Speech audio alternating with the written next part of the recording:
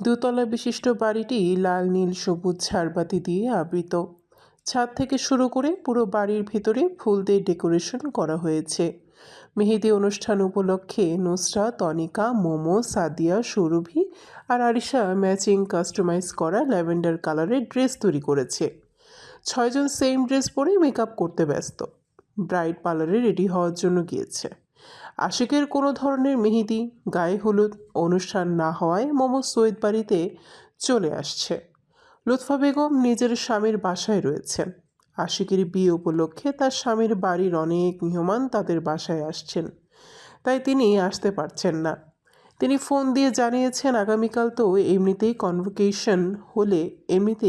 Convention হলে দেখা হবে। তাহলে আজ আর এসে কী করবেন?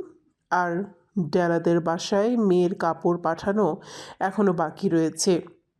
তার সব কাজ পড়ে আছে, এখনও পর্যন্ত কিছুই গোছাতে পারেননি। মাগরিবের আজানে শেষ হয়েছে কিছুক্ষণ আগে। জায়ানের সাদা রঙের কার সৈয়দ বাড়ির ফটকে ঢুকতে দেখা গেল।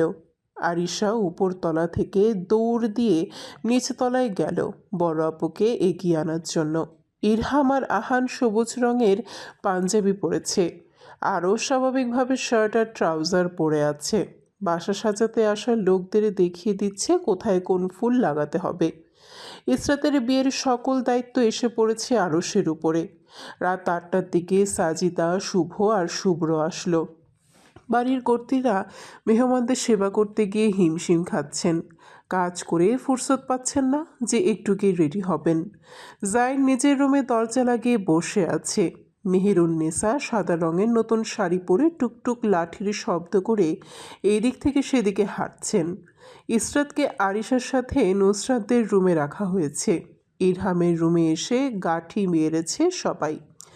ইরহাম কিছুক্ষণ পর পর আসে আবার চলে যায়। আমাকে একটু ওইটা লাগিয়ে দিবি? নুসরাত ভ্রু কুঁচকে তাকালো ইরহামের দিকে।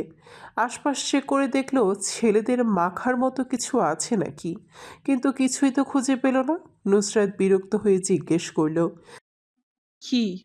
ওই যে তোরা মাকে সেটা দিয়ে আমি লাগাবো। কোনটা? এক্সাক্ট নামটা বল। তোরা যেটা ঠোঁটে দিয়েছিস ওইটা দে। আমরা ঠোঁটে লিপস্টিক দিয়েছি, এটা দিয়ে তুই কি করবি? আমি ঠোঁটে মাখবো। হ্যাঁ? বুঝলি না বলদি, আজ আরুষ ভাইয়া, জায়ান ভাইয়ার ফ্রেন্ড আসবে। মেয়েগুলোকে তো পটাতে হবে। আমি ছাড়া আর কোনো হ্যান্ডসাম পুরুষ আছে নাকি এই বাড়িতে? কিছুটা ভাবসাব নিয়ে পাঞ্জাবির কলার ঠিক করলো ইরহাম। এদিকে আয়, লাগিয়ে দিই। যদি মেয়ে পটাতে না পারিস, দেখবি আমি তোর কি করি। সৌরভী চ্যাট করে উঠল। নুসরাতকে সাবধান করে বলল, নুসরাত, লাগিয়ে দিবি না? এই এলহাইমার বাচ্চা, তোর একটাই হচ্ছে না, আরও লাগবে? সালা খবিস বদমাস, বা লাগাবি না মুখে। এদিকে আয়, আমি লাগিয়ে দিচ্ছি ভালো করে। আরে বউ, রাগ করো কেন? আমি তো মজা করছি, এমনি লাগাচ্ছি একটু। ঠোঁট গোলাপি করার জন্য একটু দিচ্ছি, যাতে ডিএসএলআর ছবি তুলবে যখন ভালো আসে। আমার পরের প্রজন্ম যাতে আমাদের ছবি দেখে আমাকে হ্যান্ডসাম ম্যান বলতে পারে।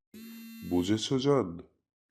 আগে বলবি তো, না হলে আজ তোর কি করতাম আমি নিজেই জানি না। নুসরাত নুট কালার লিপস্টিক লাগিয়ে দিল ইরহামকে। ইরহাম লিপস্টিক লাগিয়ে যেতেই আহান দৌড়ে আসলো। আপু, আমিও দিব। তোর আবার কি? ছোট ভাইয়া যা দিয়েছে তাই। আপু, নাম না বলে বুঝবো কি করে? নাম বল। লিপস্টিক। নুসরাত হা হা করে হেসে উঠল। কি বলি আবার বল। আহান মুখ কাদো কাদো বানিয়ে নুসরাতের দিকে তাকিয়ে থাকলো। নুসরাত মেঝেতে বসে আহানকে বিছানায় বসিয়ে জিজ্ঞেস করলো, আবার বল, কি বলেছিস? আহান বলতে গিয়ে কান্না করে দিল। নুসরাত ঠেসে চুমু খেলো আহানের গালে। ঠোঁটে লিপস্টিক লাগিয়ে দিয়ে ঠোঁটে হালকা চুমু খেলো। নুসরাত বলল, হয়েছে, কান্না করতে হবে না। মেয়েদের মতো ছিচকাদনে হয়েছিস। দেখে আয় বড় আপু কি করছে। আহান চোখ মুছতে মুছতে ইরহামের রুম থেকে বের হলো। মেকআপ শেষ হলে গুছিয়ে নি। গুছিয়ে ফেল,